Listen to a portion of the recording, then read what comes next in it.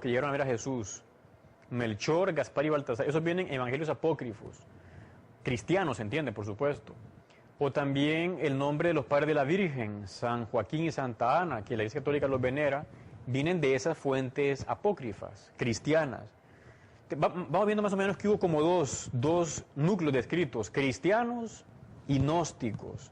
Estos gnósticos eran apócrifos y generalmente o a la vez heréticos, o tenían a veces cosas buenas. Y los cristianos, estos escritos que circulaban en el siglo I, pues ahí era como variado. Unos eran apócrifos en el sentido de que no eran totalmente verdaderos o exageraban las cosas. Otros eran de escritores cristianos del siglo I, II, III, que se llamaron los padres de la iglesia y que ellos daban como una información para completar la fe recibida o para explicarla. Y luego otros de los escritos fueron definidos como canónicos, o sea que sí pertenecían a la Sagrada Escritura. Eso más o menos se acabó ya de consolidar en el siglo III o IV de la era cristiana. Pero al inicio había como una gran mezcla de escritos.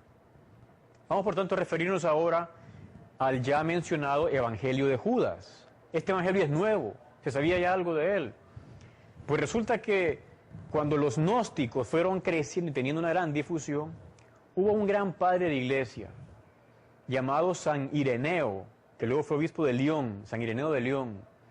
Él nació en el siglo II, murió en el siglo III.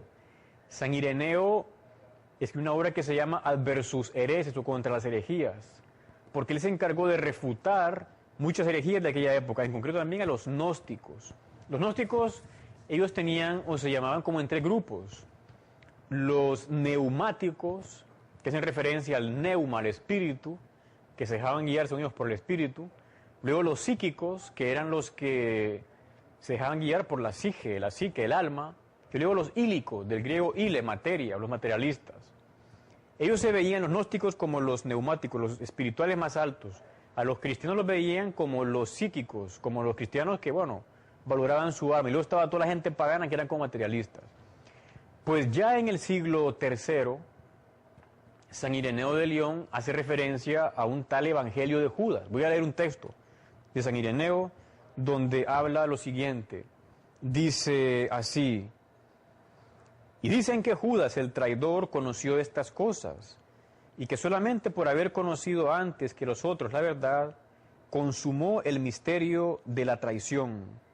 Por él dicen además que fueron disueltas todas las cosas, celestiales y terrenas, y aducen una ficción de este estilo, dándole por nombre Evangelio de Judas. O sea, San Ireneo habla claramente que el Evangelio de Judas es una ficción.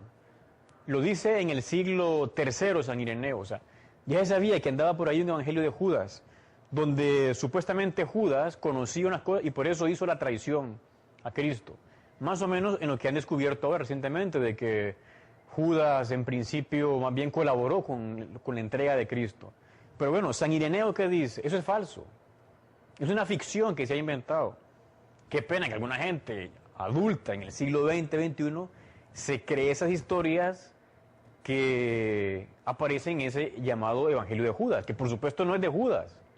Fue de alguien que lo escribió en el siglo III o IV de la era cristiana, según los datos de la reciente publicación que se ha hecho de este Evangelio de Judas, que se encontró en los años 70, pues ese manuscrito se data del siglo III o IV, o sea, quien redactó eso, lo redactó después de 2, 3 o 4 siglos de que sucedió el evento de Jesucristo, su muerte, su pasión, muerte y resurrección, por lo cual es una ficción que se elaboró después.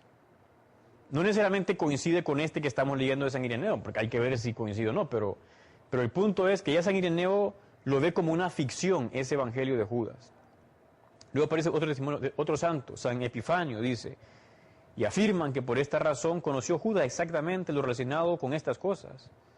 Pretenden también que es pariente suyo, de Cristo, y le sitúan en el grado superior de la gnosis, hasta el punto de que presentan un opusculio, una obra pequeña bajo su nombre, al que titulan Evangelio de Judas.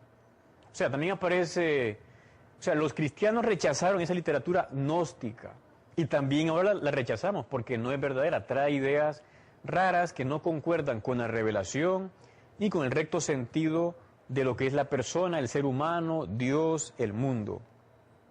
Quería referirme a lo siguiente, y es, hace poco hubo una entrevista que hacían a el padre Thomas Williams, decano de la Facultad de Teología de la Universidad Regina Apostolorum en Roma, donde lo entrevistaban a él sobre este Evangelio de Judas, y le preguntan si es auténtico el Evangelio de Judas, o sea, auténtico en cuanto al tiempo, no es que sea verdaderamente hecho por Judas, ya sabe que no es hecho por Judas, porque Judas se ahorcó, y ese escrito se hizo siglos después, o muchos años después.